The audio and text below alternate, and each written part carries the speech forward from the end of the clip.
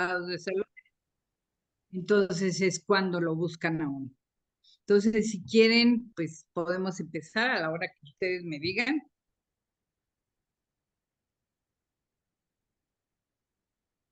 Adelante, Gina. Sí, se escucha, ¿verdad? Bueno, Fuerte y entonces claro. empezamos. Ahí vemos la imagen, lógico, unas velas, un velorio, pensamos, ¿no? Sin embargo, no hay en un 90%, no va a haber ningún ritual fúnebre en este tipo de duelos, porque es una desaparición forzada o un secuestro. Un secuestro es una desaparición para acabar pronto, nada más que el secuestro tiene, la desaparición a veces tiene otras implicaciones, ¿no? Por favor, la siguiente. Normalmente se acompaña a la familia en los primeros momentos. Eso sería lo ideal y en otros países lo hay porque cuando llegan a la fiscalía se les ofrece el apoyo emocional. Sin embargo, la gente lo que menos quiere son los servicios del gobierno, ¿no? En nuestro país, en otros países sí se lleva a cabo, ¿no? Aquí, desgraciadamente, no. El duelo por la desaparición de un ser querido siempre va a tener una implicación de violencia. El hecho de que hay una persona atrás de esto, que es una persona que está expresando su maldad y por ello, pues recurre a este tipo de violencia para normalmente el secuestrador lo que quiere es dinero, ¿no? El secuestro por desaparición se le llama un dolor ambiguo. ¿Y por qué es ambiguo? Porque pues existe la incredulidad, es decir, nosotros no creemos que esto esté pasando. Hay una negación desde el primer momento, esto no a mí no me pasa, o por qué le pasó a mi ser querido, por qué se lo llevaron y empiezan ahí porque muchas dudas, ¿no? La que sigue. Un escritor llamado Norton Will nos dice que la vida es una ambigüedad, una nube flotante, algo que no es blanco ni es negro, sino es eternamente gris. Esta frase la quise tomar porque nos refleja un poco ese gris en el que están estancadas las personas que sufren este tipo de duelo. No es blanco ni tampoco es con luz, no hay luz ni hay oscuridad. No podemos dar por muerto a la persona que ha desaparecido porque no lo sabemos, pero tampoco podemos asegurar que esté vivo. La que sigue, por favor. Un duelo común, el que muchos de nosotros llegamos a experimentar cuando muere un familiar querido, una amistad querida, es en donde vamos a los rituales funerarios y ahí nos damos cuenta que ha muerto porque vemos el cuerpo. Y entonces psicológicamente empezamos a elaborar el duelo. Pero entonces un duelo común no va a ser igual cuando no hay cuerpo. Ahí es cuando la situación se va a complicar. Teóricamente, cuando nosotros elaboramos el duelo y además psicológicamente, pues hacemos un trabajo, así se le llama trabajo de duelo. Psicológicamente hacemos un trabajo y esto nos lleva a recuperarnos o bien si somos un auxiliar con nuestros pacientes y que les estamos brindando la ayuda tanatológica, les vamos a hacer que concluyan ese duelo con una aceptación, una recuperación y se puedan integrar nuevamente tanto para ellos, van a ser nuevamente funcionales para ellos y la sociedad en la que viven. Que no es así en este tipo de duelos porque hay inadaptación. La persona no logra adaptarse bajo las circunstancias que está viviendo.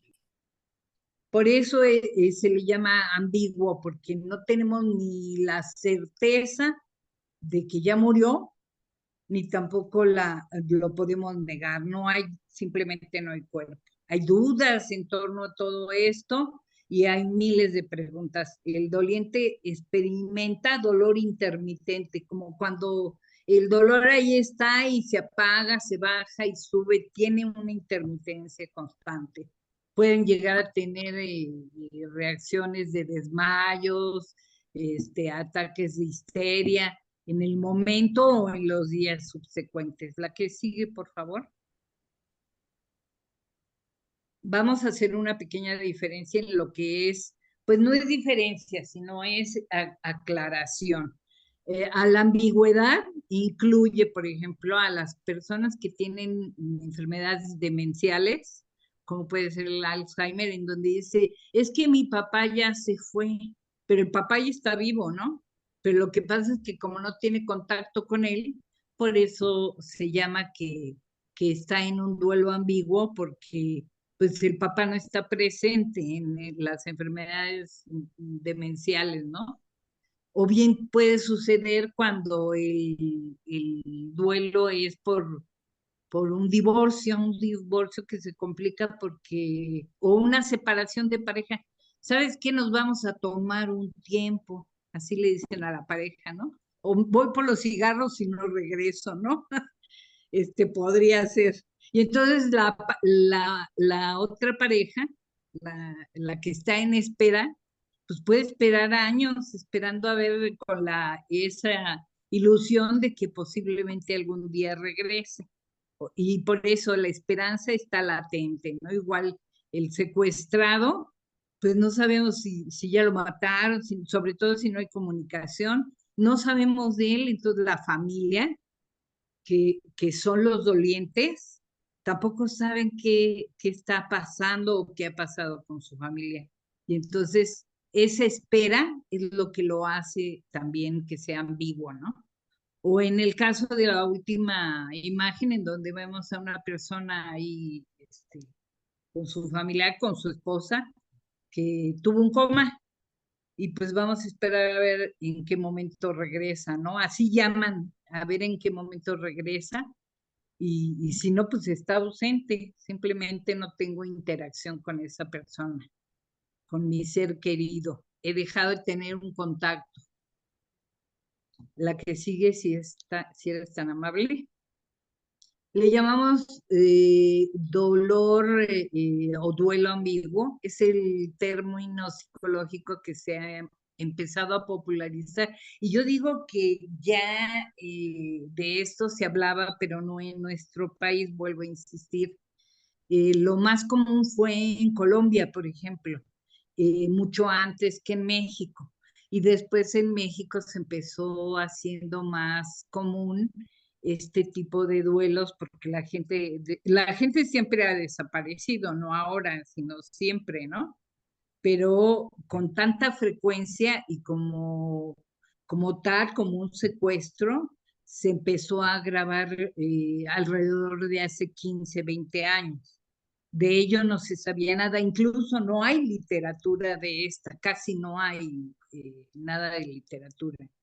Entonces, esto se refiere a que hay una pérdida física, pero también psicológica y emocional con la persona que nosotros queremos, pero no hay pruebas de que exista o no exista, no podemos decir que ya murió.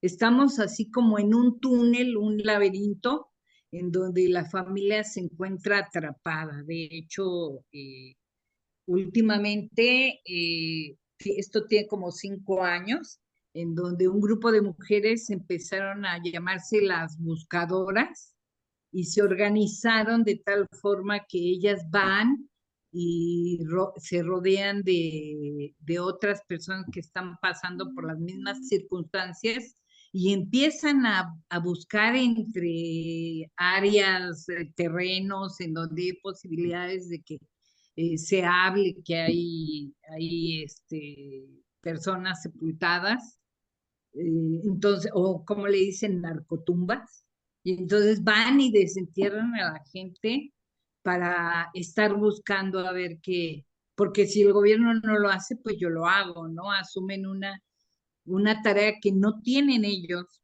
pero que al ver que no hay acción, pues lo asumen, ¿no? La que sigue, por favor. Entonces aquí vemos el panorama, el inicial panorama. Las personas que desaparecen, desaparecen principalmente desde que salió de mi casa y ya no regresó.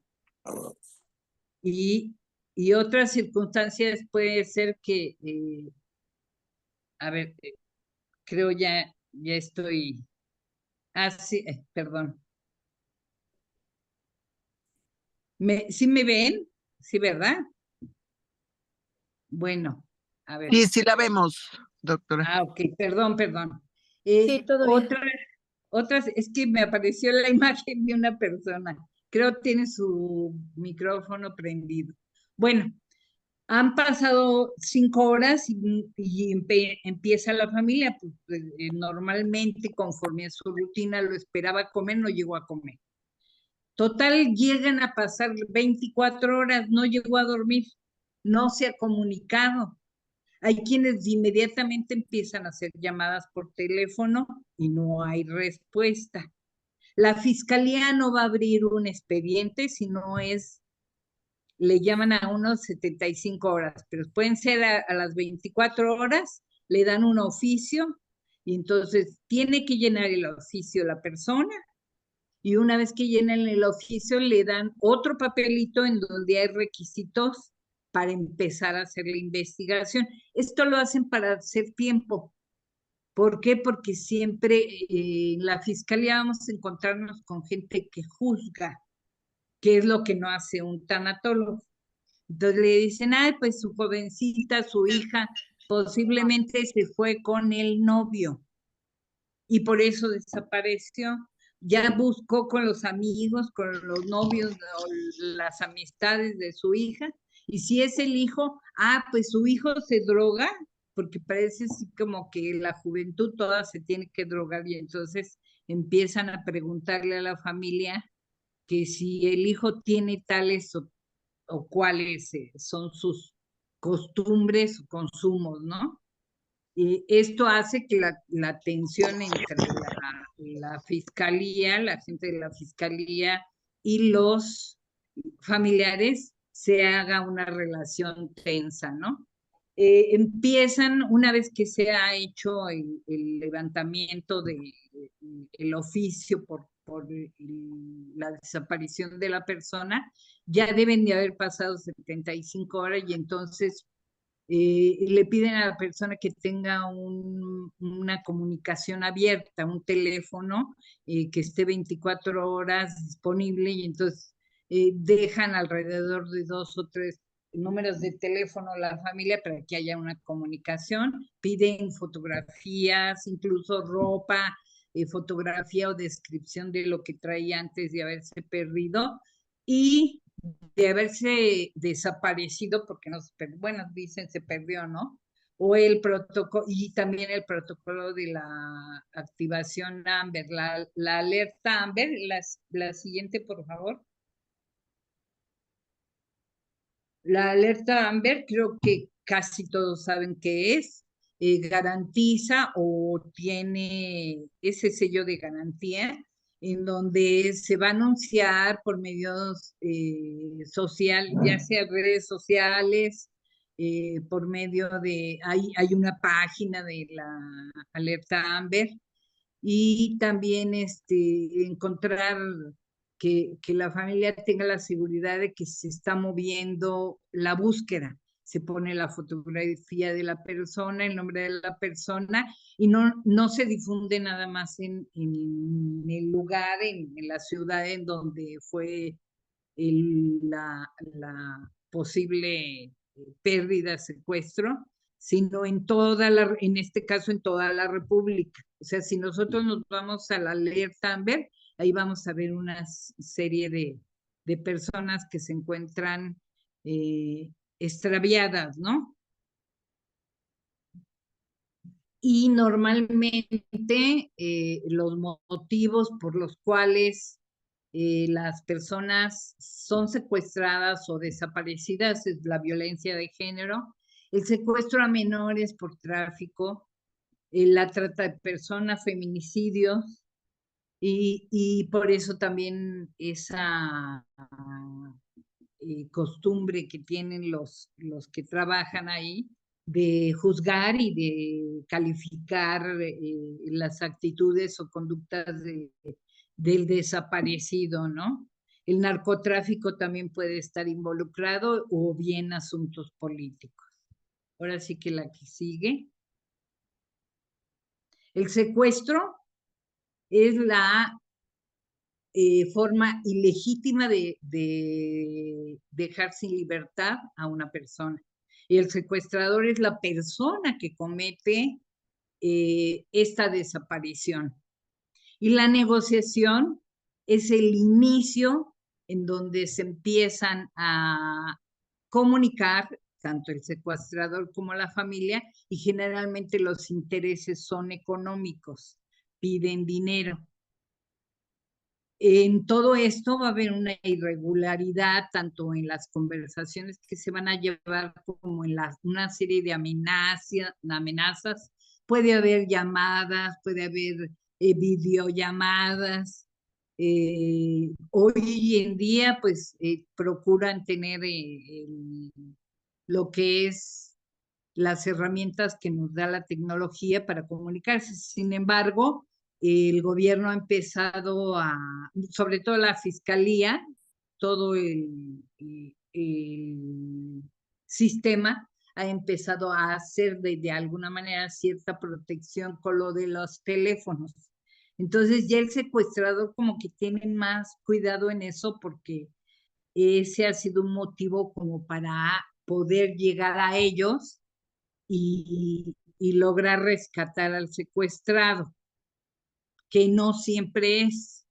Por eso ahora la nueva modalidad es el secuestro express, en donde es una llamada, son teléfonos normalmente desechables que los tiran y para que no los estén rastreando la fiscalía, y después ya cometen y pues robos pequeños, ¿no? Que normalmente son a cuentas bancarias e incluso la persona se lo cree y finalmente nuestro familiar no está secuestrado. Nadie se lo llevó, por eso se le llama secuestro express. Entonces ahí lo que tiene la persona que hacer es ponerse en contacto con su familiar antes de creerle al supuesto secuestrador. La que sigue. Por favor, gracias. Cuando se corta la comunicación con el secuestrador o la red que está negociando, ahí se pierde mucha esperanza. Sin embargo, ahora sí que como dicen, la esperanza muere al último. Más en estos casos, la gente, los familiares no van a doblegar ante ninguna intimidación, porque van a dar todo lo que sea posible para encontrar y recuperar a su familiar. Hay ocasiones en que así se hace, logran atrapar como en uno de los círculos en donde viene ahí, ya está, han atrapado al secuestrador y llega la víctima nuevamente de regreso a su casa, y por supuesto tendrá que estar en terapia porque es mucha la presión que también ellos sufren, aparte de que puede haber mucha violencia física y psicológica con ellos. Y las llamadas telefónicas es un rebote para uno y otro lado. Son personas que usan un lenguaje violento con muchas malas palabras, amenazas. Entonces hay ahí también una descarga emocional muy fuerte. Ahí tenemos el que es entambado, el que es encajuelado. Los levantan, dicen, lo levantaron, es decir, que lo tomaron de donde salían, ya lo tenía localizado y lo meten a un coche. Normalmente lo encapuchan para que no sepa hacia dónde va, hacia qué rumbo lo van a llevar. La que sigue. Todo esto que le está pasando a la familia, porque estamos hablando de la familia, no del secuestrado, sino de la familia. Es como el dolor que sufre aquel que que es sobreviviente de los secuestrados, para que nos situemos en eso. El familiar que sobrevive a todo esto, tiene un duelo ambiguo y que posiblemente nos dice, esto nos lo dice una psicóloga que se apellida Lai, que es norteamericana, y nos dice que el duelo ambiguo puede hacer que la persona o personas que lo están viviendo queden como un duelo congelado. No pueden pasar a otras fases. Como les digo, están al inicio con la negación. De hecho, esa negación les ayuda a no perder la esperanza. O sea, esto no me está pasando, yo lo tengo que encontrar y lo voy a seguir buscando. Así dicen las madres, sobre todo, hasta el último día de mi vida. Entonces, a veces los sentimientos que hay de recriminación, ¿por qué yo no hice esto? ¿Por qué yo no hice aquello? Cuando ya no llegó, cuando ya no regresó a mí, cuando ya tengo 5 o 10 años buscándolo y no aparece. Entonces me autorrecrimino yo como familiar y entonces me lleno de culpas y todo esto se va a somatizar. Entonces empiezan las enfermedades a consecuencia de eso. La mamá o los hermanos, las personas más cercanas, las esposas o esposos del ser que se ha ido, que ha sido secuestrado, desaparecida. La que sigue, por favor. La persona va a tener sueños recurrentes. Ya no apareció su familia, va a tener sueños recurrentes. Y también ideas rumiantes, o sea, el por qué yo no hice, el por qué y llenarse de culpa va a estar en su mente. Entonces, es cuando recurren al terapeuta. Cuando ya han pasado a veces unos meses, unos años, y ya se sienten agotados de buscar y seguir esperando y no pasa nada, entonces es cuando ya requieren, es cuando buscan la ayuda psicológica. No lo hacen antes, o sea, en el momento del secuestro casi nunca, yo no puedo decir que nunca, pero casi nunca recurren, a pesar de que la Fiscalía en México les ofrece apoyo psicológico, no, pues no, casi nunca recurren a ello.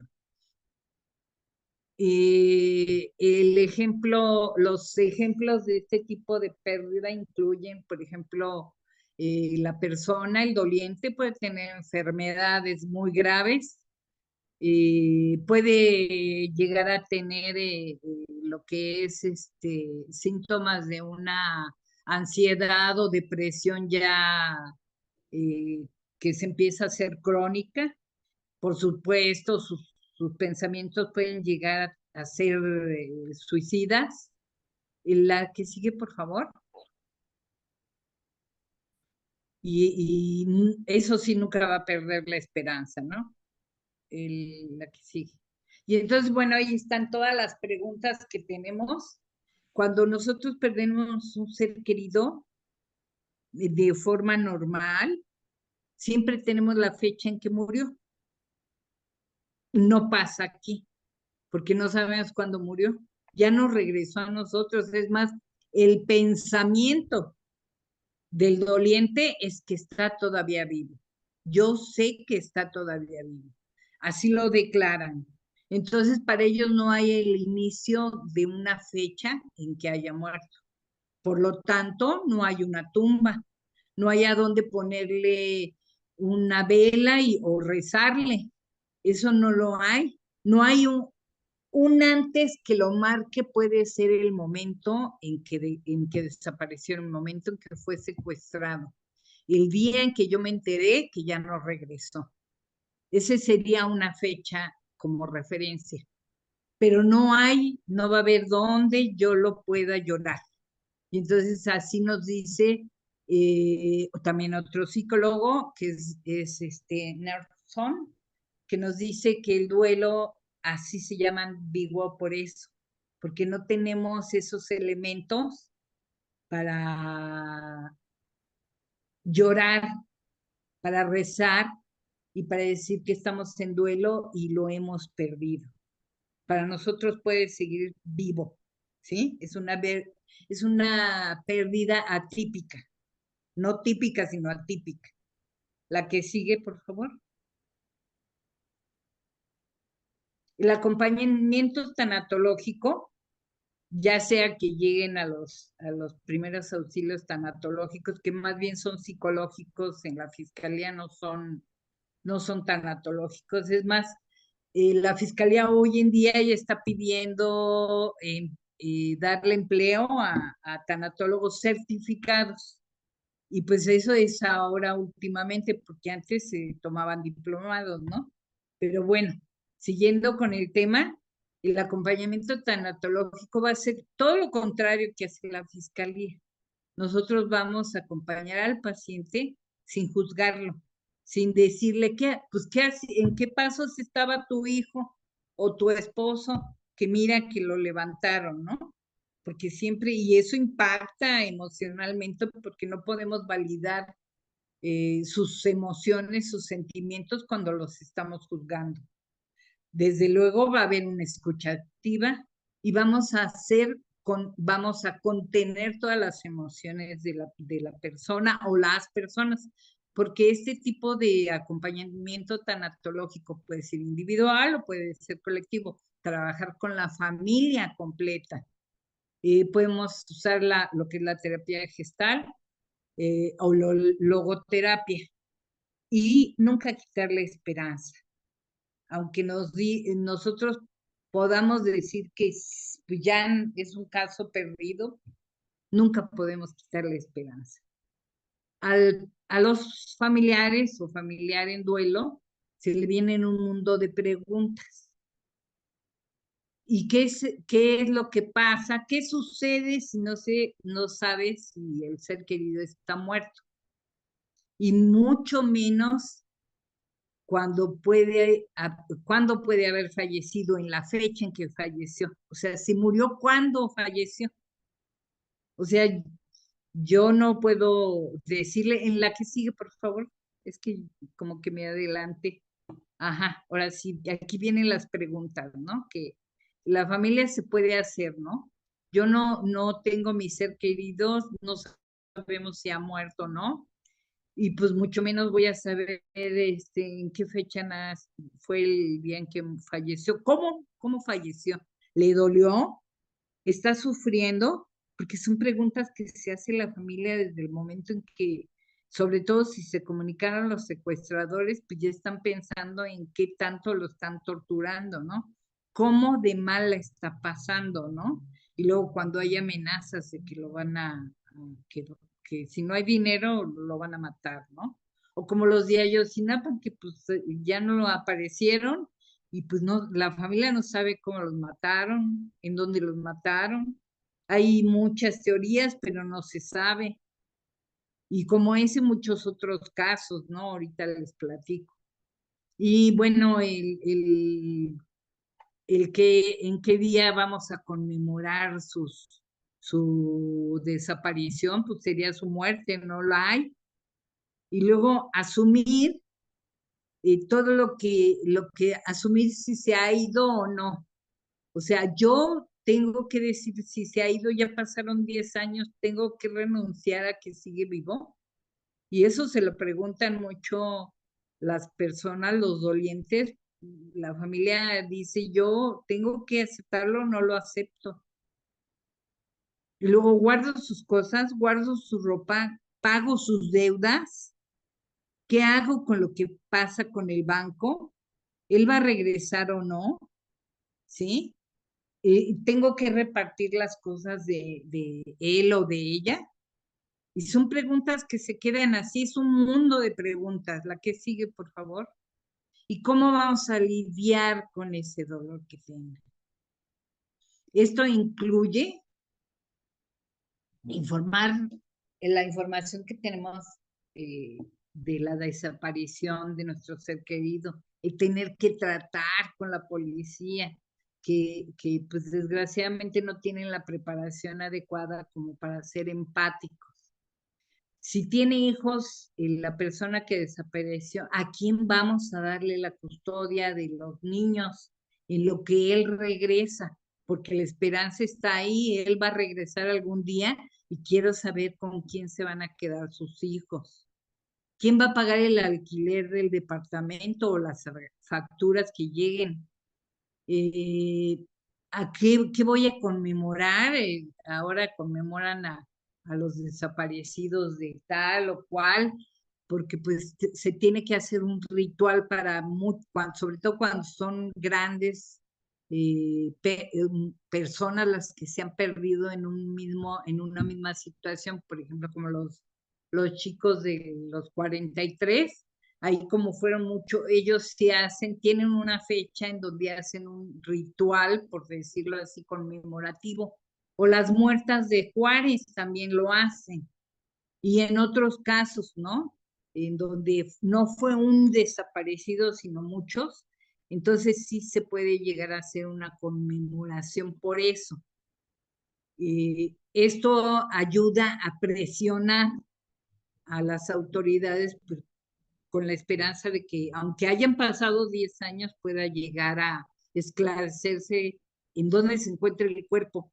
Porque un huesito que yo encuentre va a ser suficiente para empezar a fabricar, a trabajar el proceso de mi duelo. Así un huesito que me esté garantizando que es de mi ser querido, con eso tengo para empezar a elaborar el duelo. Esos son, es todo esto y todas las circunstancias en las que vive la familia y los dolientes, es una verdadera pesadilla, en todos los sentidos. Y pues, desgraciadamente, muchos se quedan sin respuesta. La que sigue. Y como sabemos, pues no todos somos iguales. Hay personas que tenemos el proceso de la pérdida diferente que otras.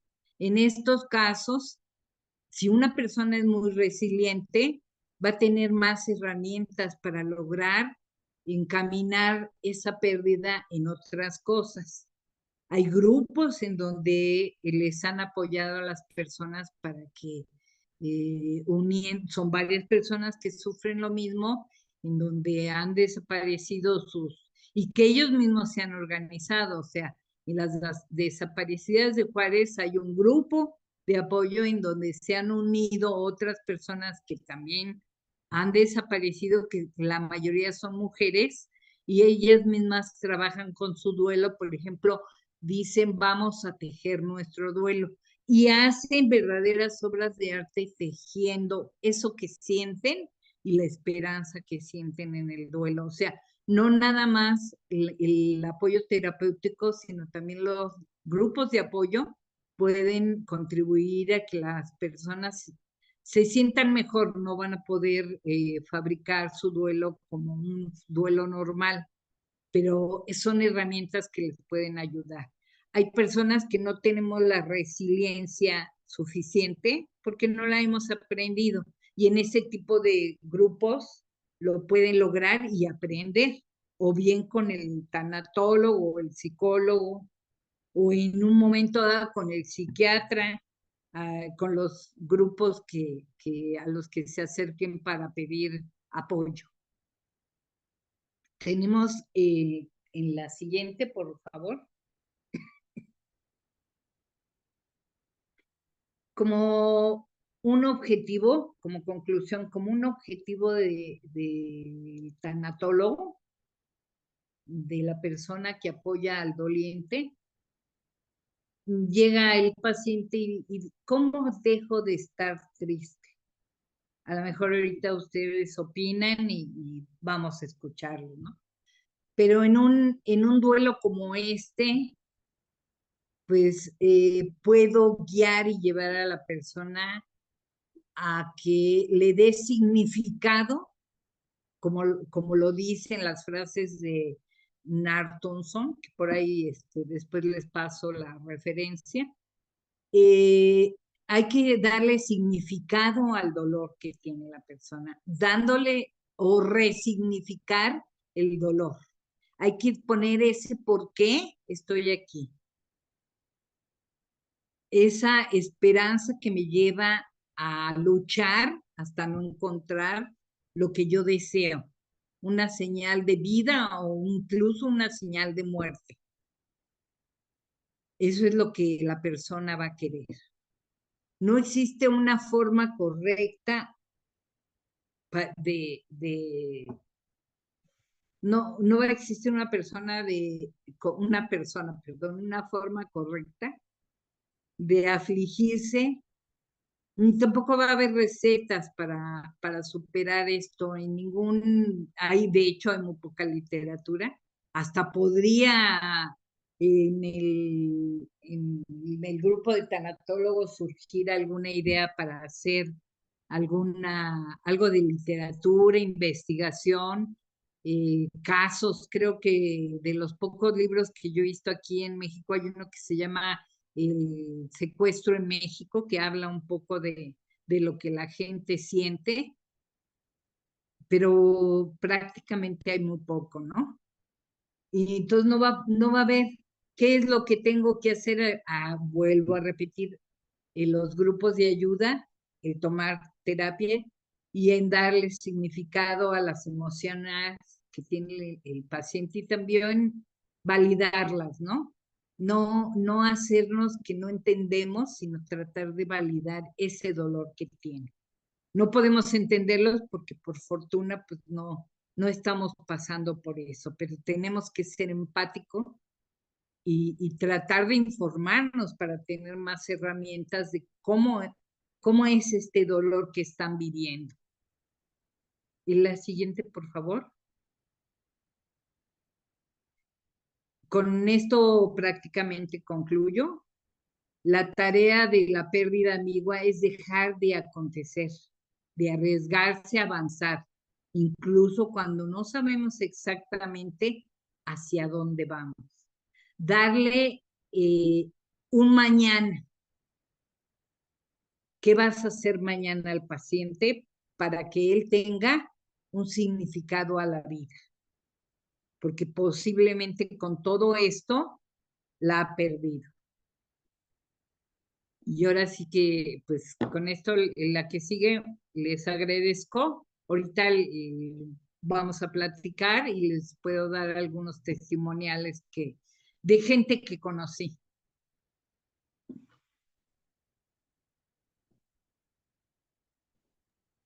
¿Alguna pregunta?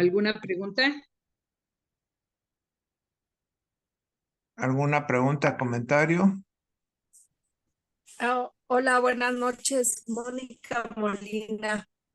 ¿Ya existen grupos de autoayuda para esto, para las pérdidas? Y si existen, ¿qué método utilizan? ¿Alguien sabe? ¿Qué método utilizan? Generalmente es eso, o sea, el validar las emociones, eso es lo que hacen. Ellos trabajan mucho con lo que es yoga de la risa. Hay un terapeuta en algunos grupos, en otros no, porque los grupos están formados por personas que también sufrieron una pérdida por secuestro o por desaparición. Entonces, puede llegar a haber ahí un psicólogo, porque a lo mejor al psicólogo le pasó que él tuvo a un familiar secuestrado, y entonces se van mezclando las profesiones con las mismas personas que se integran. Aquí en lo que son grupos de ayuda, lo que es común es que todos están viviendo el mismo duelo. Eso es lo que los hace grupo. Y entonces se ayudan mutuamente y aprenden a empezar a trabajar con ello. Y ahí mismo se les proporcionan una agenda, un directorio de profesionales según en donde estén los grupos, y los profesionales se supone que están expertos en ese tipo de pérdidas y les pueden apoyar. Gracias. No, de que después les paso lo que es el directorio de Amber, por ahí lo paso y lo comparto. Es que después me fijé que no lo había puesto, pero era la intención, perdón. Y bueno, les voy a comentar, yo no he tratado a ningún paciente con este tipo de pérdidas, sin embargo, tuve ya varios familiares que la han tenido. En uno, y le voy a llamar María para no invadir su nombre ni su privacidad. Ella es hermana de alguien a quien desapareció, una desaparición. Aparentemente fue por cobrarle cuentas. Él parece ser que debía dinero y esta persona se quiso vengar. Lo más probable es que el secuestrado haya muerto. De hecho, ella acudió a mí después de que murió su mamá. Su mamá murió siempre con la idea de yo he visto a mi hijo en los sueños y yo sé que lo voy a encontrar. Él me ha hablado y me dice, búscame mamá, yo estoy vivo. Entonces ella me dijo, pues es que ahora que murió mi mamá, yo voy a poner mi ofrenda y no sé si poner a mi hermano. Voy a poner a mi mamá, a mi papá, pero no sé si voy a poner a mi hermano, porque yo sí lo doy por muerto. Ahí, ¿qué contestarían ustedes?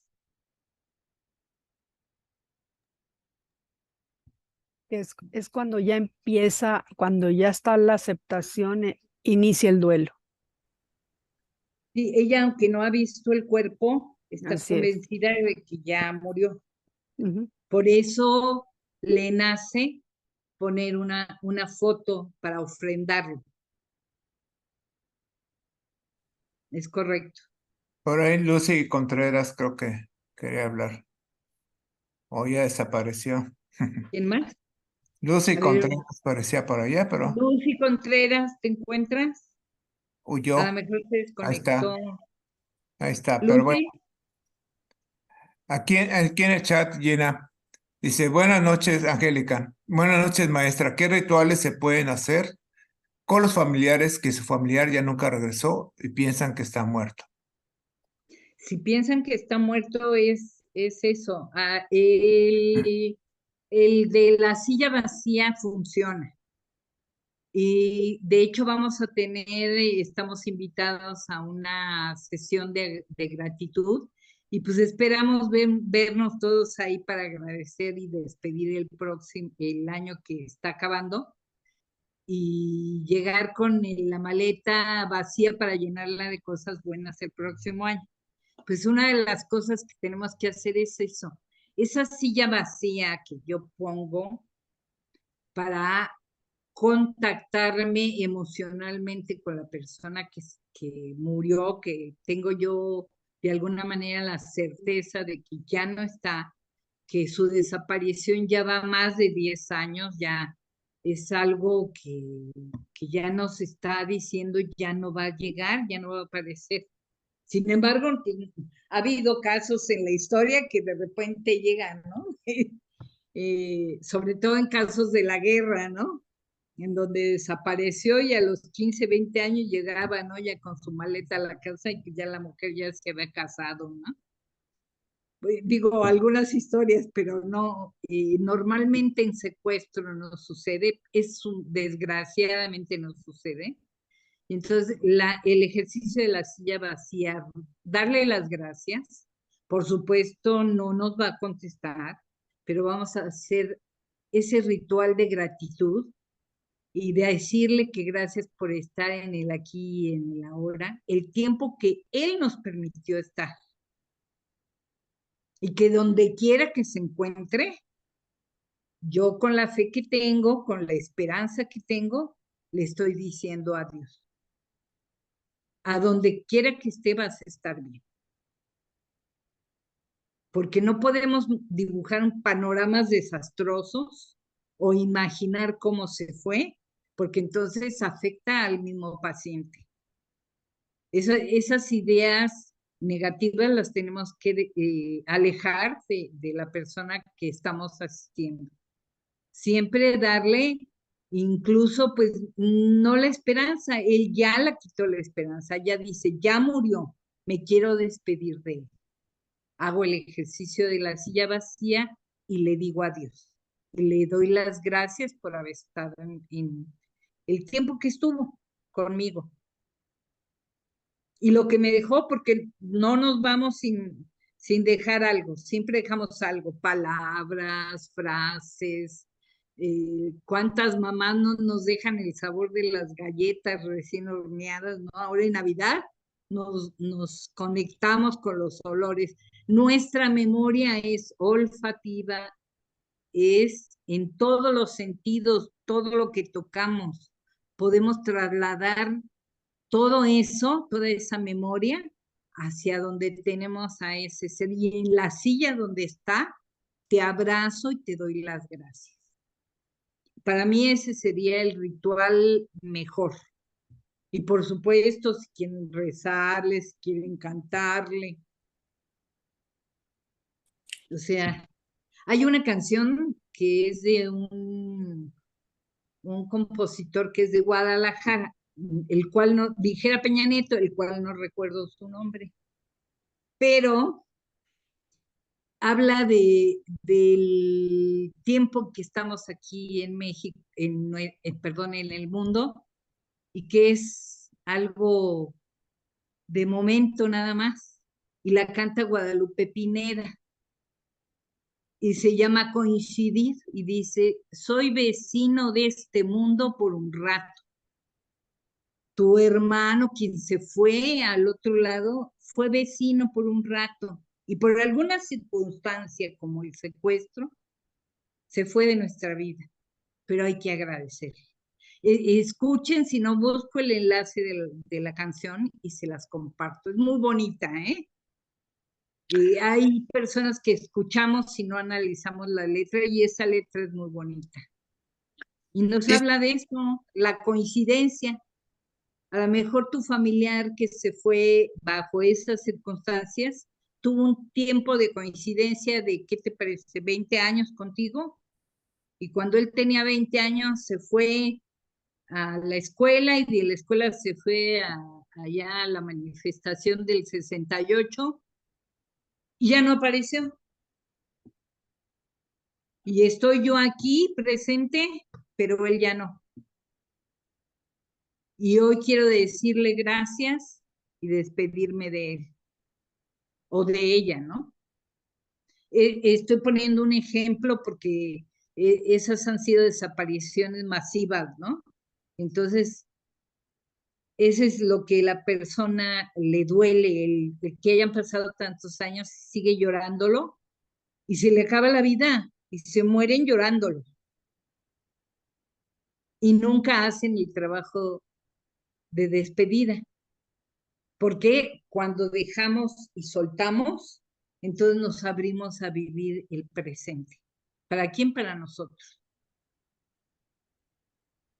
Ese es para mí el ritual. Sí, adelante, Sofía Esquivel. Hola, buenas noches. Buenas noches. No sé si se mencionó, o estaba distraída. ¿En qué momento se hace el agradecimiento? Porque el agradecimiento se puede tomar así como despedida, claro, pero no sabemos si se quiere despedir. Sí, hay personas que no vuelvo a repetir y es más común en las madres. Madres o padres nunca renuncian a la esperanza de encontrar a sus hijos que han desaparecido. Nunca, ¿eh? Yo esto te lo garantizo que nunca. Ellos se mueren sin quitarse del cerebro, de su corazón, de sus emociones, la esperanza de volverlo a ver. No es así con los, por ejemplo, los esposos o las esposas dicen yo ya lo esperé 20 años, o sea, yo ya soy viuda. Y entonces, en esas circunstancias es como que más aceptable y psicológicamente pedir, por ejemplo, una terapia, acudir a un psicólogo y decir, yo ya no quiero estarle llorando, ya, le digo adiós, para mí ya murió y ya, y yo me declaro viuda, ¿no? Incluso se vuelven a casar. Ujú. Ok, Entonces, gracias. y todo depende de las circunstancias en las que se da. Por ejemplo, un niño, pues a tu hijo lo vas a esperar toda la vida. Yo eso te lo garantizo. Una madre toda la vida va a esperar a su hijo. Se mueren sin aceptar que él haya muerto o sin declararlo muerto, porque lo declaran psicológicamente muerto, pero no lo pueden garantizar que realmente está muerto. Si no aparece el cuerpo, sigue desaparecido. Muy bien. Chelito, ahora sí ponte voz. Gracias, buenas noches. Hola, buenas noches. En caso de una doliente que siempre sueña que su padre se murió, ya hace varios años que falleció, y ella dice que sueña que su padre se acaba de morir y llora mucho y despierta llorando. Aparentemente ella ya lo aceptó, pero obviamente que pues no, porque sigue sufriendo. Cuando despierta de esos sueños siempre está llorando y amanece muy triste. ¿Es un duelo congelado? Sí, y es muy común que pase también en los dolientes por secuestro, eso es lo que pasa. Se congela y ya no avanzan. Cuando está congelado, cuando un duelo está congelado, no avanza. Entonces, hay el trabajo terapéutico, ¿no? Pero pues si el paciente no quiere ir a terapia, pues no lo podemos obligar. Entonces la familia podría ser ahí mediadora y si quiere, ¿no? Porque hay quien dice, ay, pues eso es para locos, ¿no? Yo no voy al terapeuta. Y menos al tanatólogo, porque esos hablan de la muerte, ¿no? Uh-huh. Y ¿Y yo no quiero. la dinámica de la silla vacía o de la despedida o de...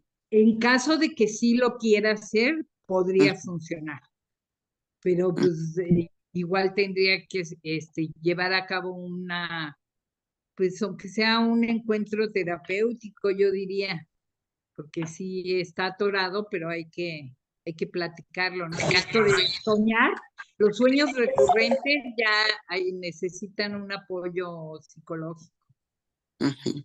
Muchas gracias. o psiquiátrico, ¿no? Muy bien. Lupita Ruro. Gracias, doctor.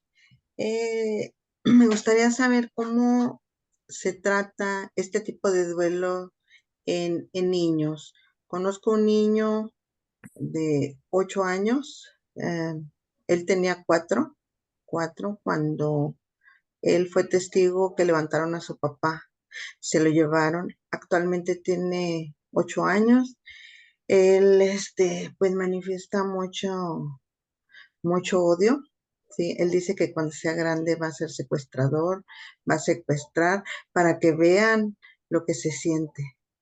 Entonces, ¿cómo tratar a este niño? ¿Qué técnica utilizar o qué hacer en este caso? Para tratar ahora sí que tengo poca experiencia en eso, no sé si me he trabajado más con adultos que con niños, pero para mí definitivamente sí tendría que tener una terapia, tiene pensamientos muy negativos y hay pero actuar de la manera más rápida que sea posible. O sea, no hay que dejar que avance esta ideación que tiene de venganza, porque él lo que está ideando es vengarse. A lo mejor no piensa en mi papá, ¿no? En el papá que yo perdí, sino en la persona que cometió el acto, de ella me voy a vengar, pero pues como no lo conozco, me voy a vengar de mucha gente. ¿Quién va a sentir eso? O llevarlo a la reflexión. ¿A quién vas a secuestrar? Al que se llevó a tu papá no lo conoces. O sea, pensamientos negativos lo pueden llevar a la maldad, ¿no? Que esté haciendo ideaciones malignas, ¿no? Conductas negativas, ¿no? Hay que, por supuesto, llevarlo a terapia. Ujú. Y son terapias Gracias. normalmente de juego. O sea, no sé cuántos tiene, 8 años. Entonces, Sí. los niños son lúdicos. Hay terapias con juguetes, en donde va a venir el secuestrador y se lo va a llevar. El niño va a entrar en reflexión, porque va a ver así como caricatura los muñequitos, a ver a quién vas a secuestrar tú. Entonces, pero eso yo no, si tú eres terapeuta, perdón, tú lo puedes hacer. Entonces, de hecho, los títeres los venden y te dan la técnica, pero sí te sugiero que tomes un curso sobre eso. Claro. Digo, Sí, gracias, porque de si lo hecho, quieres aplicar, sí, sí, Lupita, dime. sí, gracias. Es que de hecho, lo puse a trabajar con plastilina. Sí, entonces él hizo unos monos terribles que pues me llamó mucho la atención, ¿verdad? Primera vez que atiendo a un paciente así. Entonces, empezó a cortar cabezas con tijeras y o sea, los mutilaba completamente, ¿verdad? Ahí se ve mucho el odio, el rencor que él trae. Y luego lo que le llega de las noticias, que pues estamos invadidos, no debe ver tanta televisión, o a lo mejor él la busca, no sabemos si él está buscando información, porque o alguien le ha platicado cómo es un secuestro, porque de dónde viene la información que él tiene como para cortar cabezas y mutilar a los muñequitos. O Sí, sea, él nada más tiene la escena de que se llevaron a su papá. sí, ahí se quedó. Las demás escenas, ¿de dónde vienen? Yo creo que más bien es de lo que escucha. Sí, posiblemente. Sí. Carrie, Gracias. Gracias. Hola, buenas noches. ¿Qué pasó? ahora Carrie. Yes. Pues lo que Por lo que pusiste. escribí. Por lo que puse. Sí, por Buenas, supuesto. buenas noches. Primero quiero comentar, maestra, qué atinada, cómo nos llevaste, ¿no? Desde que desaparece y cómo resulta para la familia ese dolor, ¿no? Esa agonía por la que pasa, la angustia, el no saber dónde se encuentra ese ser querido. Em, Puse ahorita, noté ahí la terapia cognitivo-conductual, porque yo lo Claro. recomendaría más para ese niño, esa Ujú. psicoterapia, que lo que es el trabajo tanatológico. Tenemos que evitar, sobre todo ahorita tiene 8 años, pero para la adolescencia puede desarrollar trastornos, algún tipo Sí. de trastorno de personalidad, límite, y pues hay que evitarlo, como decías bien, la agresividad, ¿no? Esa violencia que quiere manifestar ante personas a futuro, ¿no? Para desquitarse del dolor que él sintió al ver que desaparecieron a su papá. Por eso yo recomiendo esta psicoterapia, más que Exactamente. la tanatología. Ahora, si es este dolor por secuestro, este duelo ambiguo, pues es muy fuerte para la familia, porque cuando secuestran a un ser querido, pues en la familia no sabe, como dices bien, si vive, si no vive, cuánto tiempo hay que esperarla, cómo hablarlo con los niños precisamente, si al padre, ¿no? Le ocurrió a la madre, qué decirle, y debe tener una orientación el familiar, porque pueden decir se fue de viaje, o sea, incluso ocultar la realidad de lo que está ocurriendo por ser un niño, ¿no? Y después de esto, ¿va a regresar? ¿No va a regresar? ¿Y en qué condiciones regresa? Si esta persona regresa, también va a vivir ese duelo de esa pérdida de la vida que tenía. ¿Cómo regresó? Y ese dolor que va a vivir la familia porque no regresa la misma persona que conoció. Ya regresa un ser querido muy, muy diferente, ¿sí? Al que era antes. Ahora imagínense, en caso de que, pues, pregunto aquí, ¿hay algún abogado o abogada, ¿no? Entre nosotros. Ok, lo pregunto por lo siguiente. Yo había escuchado que después de que una persona te abandona, se va, 5 años después ya quedas divorciado. ¿Es cierto? Sí, Sí, doctor Carballo, veo que sí, es se así. declara desaparecido. Perfecto. Ahora, Legalmente. ajá, así es. Imagínense el caso en que la persona estaba casada y entonces ya te divorciaste y resulta que después va apareciendo. Pues ya ¿Qué está ocurre divorciado. ahí, no? Sí, cuando aparecen, con la dinámica familiar cambió. Ahora, si ya no aparece, lo importante que comentaste, un hueso, un diente, algo que tenga la certeza, ¿sí? De que nosotros sepamos como familiares que ya falleció. Sí murió, sí era mi familiar. Y entonces, ¿qué importancia se da al tener el cuerpo o completo o no completo para llorarle, ¿no? Para vivir ese duelo, para decir, está aquí enterrado o está cremado, pero aquí lo tengo. Ahí hay un descanso psicológico, emocional para la familia completa. Ya no tengo que buscarlo. Ya descansé, ya está aquí con nosotros. Pero también tengo entendido que cuando, por ejemplo, fue un secuestro o un feminicidio, aparece esta persona, me parece que la fiscalía no permite que se cremen, por ejemplo. Si la No, familia, ¿verdad? sí, sí, exactamente, no se creen. Así Pueden es. pasar hasta 4 o 5 años y mientras esté en investigación ahí está el cuerpo. Ajá, entonces todo se complica, ¿no? Porque hay familias que dicen es que queremos cremarlo y no me lo permiten. O simplemente apareció el cuerpo y también pasan días y no te lo entregan. Así que bueno, este es un dolor muy fuerte, ¿no? Por el cual viven todos, durante el proceso, después del proceso y cada circunstancia, ¿no?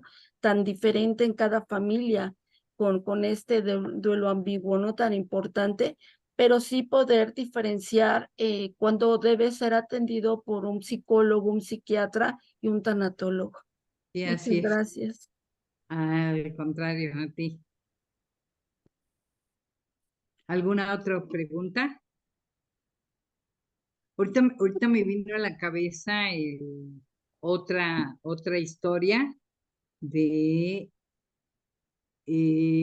un caso en donde la persona desapareció era una protesta en Cadereytas, Nuevo León.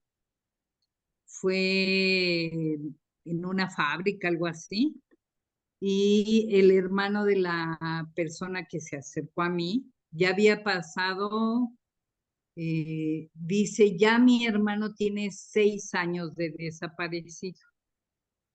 Se acercó y también, igual que la persona que me dijo que ya ella lo declaraba que había muerto.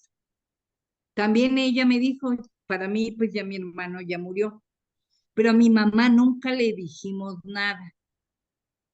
Y mi mamá siempre sufre porque dice, mi hijo no me quiere, porque no me habla, porque viene Navidad, Año Nuevo y no me busca.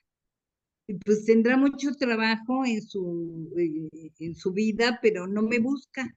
Es que ella no me quiere. Y entonces la señora decía, yo antes de morirme quiero ver a mi hijo. Y la persona se acercó a mí para decirme qué hago. Le digo la verdad, que que fue secuestrado y que no tiene 6 años que lo buscamos y no ha aparecido. O me quedo callada porque ella tiene un problema cardíaco y posiblemente de la notificación yo la mate, la pueda yo matar. ¿O qué hago? Así me dijo, ¿qué es lo que voy a hacer?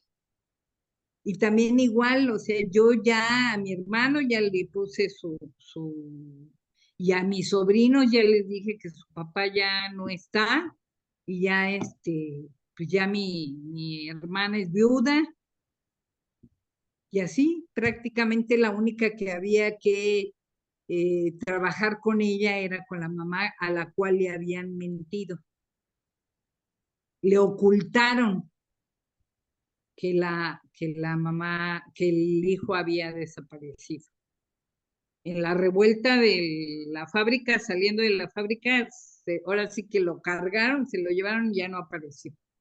Esa fue la última vez que supieron de él. Y fue, creo, un caso famoso en Cadereytas, en Nuevo León.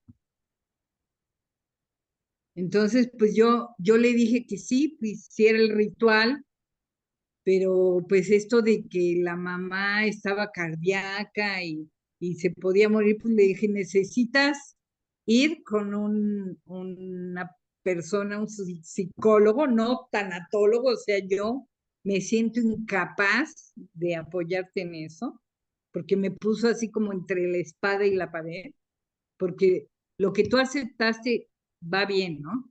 Pero ¿cómo notificar a tu mamá después de 6 años? Necesita un apoyo y yo no te lo puedo dar. Y entonces creo eso es importante, que cuando nosotros no tenemos la preparación, podamos deslindarnos de eso, reconocer que no somos capaces y referir al paciente a otra área.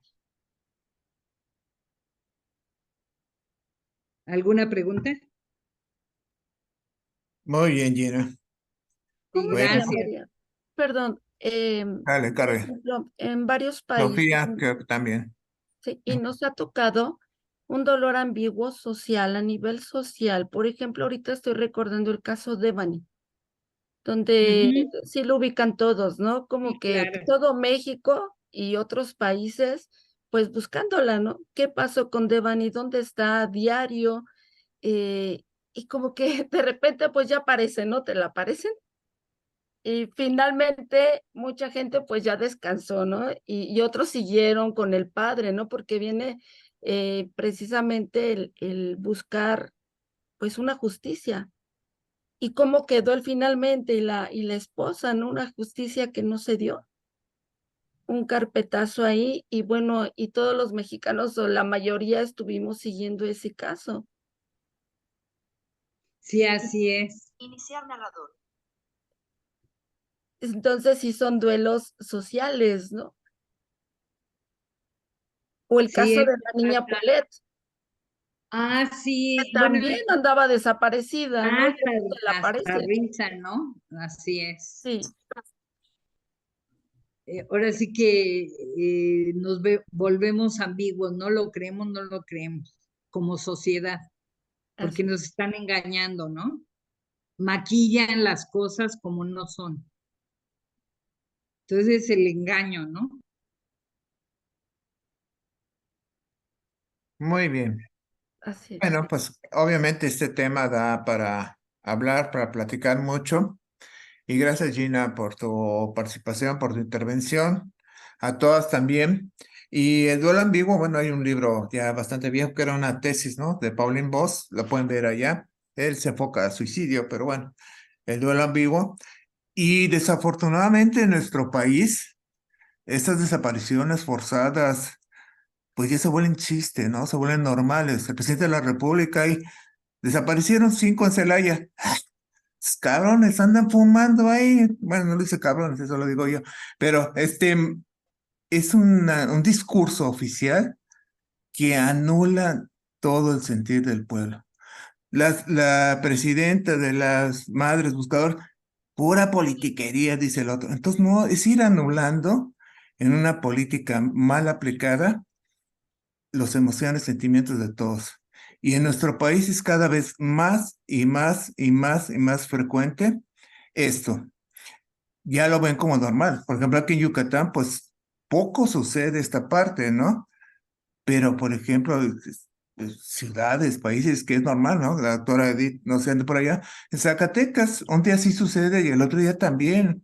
Y en Fresnillo, ahí está, no puede decir, está aquí la compañera que está de Fresnillo, que a cada rato suceden las cosas, ¿no? Las ciudades más violentas, ¿no? Entonces, es importante esta parte de qué hacen los tanatólogos. Nos comentaba Edith, a veces, Chelito, nos comentaba Edith, a veces vienen conmigo las personas que han sufrido duelo por secuestro, porque asesinaron a su familiar, pero son familiares de narcos. ¿Yo lo atiendo o no lo atiendo? Bueno, sí lo atiendo, pero no me diga todo, porque entre menos sepa yo, más me protejo. Entonces, está difícil allá, ¿no? En Zacatecas, que llegan ahí al consultorio, la doctora trabaja en un hospital ahí, donde va mucha gente, y le llegan a pedir, entonces va a llegar los malosos, ¿no? Y le van a empezar a fregar y a moler, y cómo le ha sucedido. Entonces es muy, muy complicado meternos en esta parte, aunque diga el presidente de la República que abrazos no balazos. No, no, no, que es una realidad que hay que afrontar, ¿no? Y no hay que ver los 43 desaparecidos como algo normal. Esa parte que dices tú, Gina, del huesito, ¿no? Es muy importante. Pues de los 43 no encontramos a nadie, pero encontramos un huesito de otro, ¿no? Ah, bueno, entonces eran 44, ¿no? Y el huesito ya te da la certeza, esta primera tarea de duelo de Warden, ya se murió. Y ya te da la pauta para todos los rituales que pueden haber y todas las tareas desde el enfoque que tú quieras hacerlo. El duelo por secuestro va muy, muy, muy relacionado con el psicotrauma, cómo manejarlo, ¿sí? Entonces, el enfoque, como tanatólogos, no hay una receta. Como tanatólogos tengo que escuchar empáticamente, valorar, validar tus emociones, tus sentimientos y trabajar contigo. ¿Cómo estás? ¿Cómo estás? ¿Qué le hubiera dicho yo al compañero, la persona? Oiga, dígame, doctora Georgina, usted que sabe que es la mejor del mundo, dígame qué le digo a mi mamá. ¿Qué le dices? Pues ve y dile que eres un mentiroso, que llevas tantos años ocultándole en esta conspiración de silencio y asume la responsabilidad, porque tú se lo vas a ir a decir. Es que creo que me acompaña, yo te acompaño, pero tú se lo vas a decir, tú eres el responsable de decírselo. Y haber un responsable.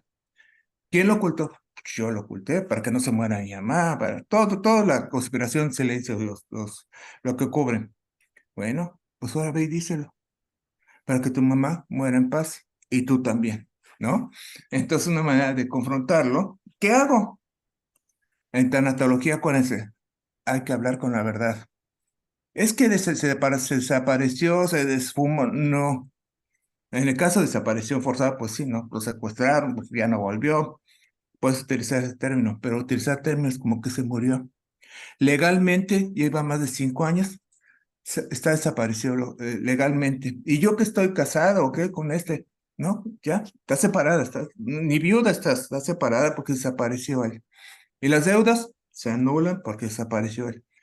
Esa es la ley. Pero si tú vas al Ministerio Público, ahí en la Ciudad de México me ha tocado, vas y denuncias una desaparición, que mi hijo, que mi tío, lo primero que la fiscal, según esto, muy empática, ¿no? Mi hermana fue a denunciar que desapareció su hijo, y lo primero que hacen es voy a hacer horas y horas y horas y horas de colas, porque no era la primera, había muchas. Pues pásale por aquí, doñita. Mire, pues a ver, aquí tenemos un álbum de fotos. Vea si no está entre todos estos. Y hay a los muertos, ¿no? A los atropellados, a los asesinados, a todos. ¿No será este? Entonces imagínate, una persona que no está acostumbrada a eso, viendo a los muertos es un terrorismo. Ya, al rato apareció el muchacho, ¿no? Pero probablemente la experiencia es de lo más desagradable que podemos hacer con nuestras autoridades, ¿no? Entonces, pues bueno, ahí tendríamos que crear conciencia y fíjense sus límites. El tanatólogo hasta aquí llega. Más allá no. En el caso del niño, ya no está hablando de una conducta, de una psicopatología. A lo mejor ya ni siquiera tiene que ver, ni siquiera con el psicólogo. a lo mejor ya con el psiquiatra, y no solo el niño, la familia, bueno, todo lo que involucra, el tanatólogo. Pues no, yo lo detecté, pero lo derivo porque yo no puedo, yo no sé hacerlo, ¿sí? Conozcamos nuestros límites. No sean héroes, ni se pongan banderas, ni carguen cruces que no son de ustedes. Ujú. A mí me parece esta aportación y gracias Gina, Carrie, a todas, Lupita, a todas las que están por aquí. Y nos vemos la próxima sesión. Ahorita les voy a decir con la también es doctora, pero no es Edith González, es Luz Edith Delgado Alvarado, ella es ahí de Tijuana. El martes nos invitó Edith a un conversatorio sobre agradecimiento. Es importante con estas fiestas navideñas, sin mi primera Navidad, sin mi papá, sin mi mamá, sin mi hijo, sin mi perrito, sin lo que tenía. ¿Cómo celebro la fiesta sin alguien que no tenía? Lo que dice Gina, invítalo, una silla vacía, un objeto, invítalo a cenar, invítalo, ahí está, invítalo. ¿No? Es hablar, con una técnica proyectiva, hablar. Entonces nos va a hablar la doctora Edith Delgado, duelo, celebraciones y fiestas especiales, ¿no? ¿Saben qué chistoso, no? Duelo, dolor, en celebraciones y fiestas especiales, ¿no? Entonces va a estar interesante el tema. El miércoles de 8 a 10 hora Ciudad de México, y con Edith, la doctora Edith, a través del Colegio Internacional de Tanatólogos, va a trabajar la ceremonia de agradecimiento. Para todas y todos están totalmente invitados y pueden invitar a quien quieran, ¿sí? Y los que quieren incorporarse al colegio, pues ya Edith y yo les enviamos la cuenta y todo para que pues estén. Nos gustaría enriquecer esta parte del colegio. ¿Va que va? Gina, un abrazote, gracias, un beso por todo. Muchísimas gracias Muy, a muy bien tu ustedes. exposición, te agradezco todo. Tu experiencia es más que visible. Y todas, cada uno de ustedes que están acá, les agradezco su presencia. Carrie, un placer saludarte. Y Igual, gracias. ahí a mi amiga pues no ponen la foto, a esa misma. Hasta se me olvidó tu nombre, Chelito. Es que no las veo, un iPhone. Chelito, que ya hace mucho que no la veía, mi alumna y compañera ahora. Y a todas ustedes. Gracias, Graciela, Griselda, Edith, que ya se durmió, pero pues ahí está, les manda un beso, un abrazo. Sofía nos da las gracias. A todas y a todos, ¿sí? Un abrazote, ¿sí? Y estamos en contacto, ¿vale? Ahí sigan en permanencia en el grupo, ahí está bien. Y después se van a enriquecer con muchas cosas que les vamos a ir regalando poquito a poco, ¿sí? Para que no se engolosinen. Muy bien, bonita noche. Chao, Buenas chao. noches a todos. Muchas Gracias. gracias, buenas noches, que descansen. Que descansen, buenas Gracias, noches. gracias. Bye, Cochelito. Saludos a la familia.